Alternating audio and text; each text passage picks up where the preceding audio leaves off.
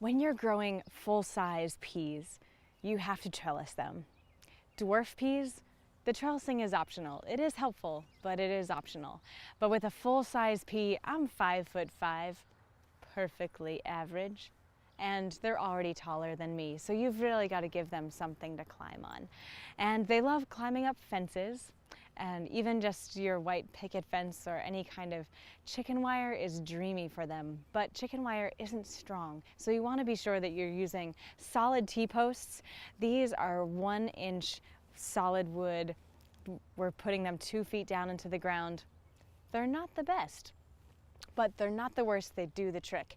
And if you put that chicken wire in between, awesome. That Hort Nova, any other kind of plastic netting is also great. This is another little strategy to share because they will grow fairly straight up, and about every foot, every week we come out and we put a new layer of baling twine around the top growth. You can see it's been nearly a week, so we're ready for the next layer of our peas to go right at the top of these posts. And we basically tie off to one post and then go to the next, wrap around a couple times, make sure it's nice, pulled nice and taut, and go all the way down to the row and then come back so that it's fully encompassed on both sides. And we make them as tight as we can, and often there'll just be a tiny bit of slack, but it's a really easy way to trellis even if you don't have netting or want to invest in something more long-term.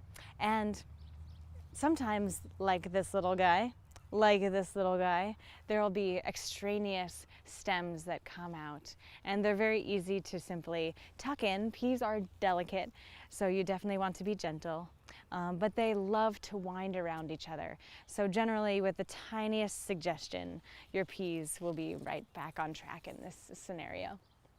So you've got lots of options in the full-size pea trellising category, but this is an unusual little strategy that just might work with some of the resources that you already have on hand.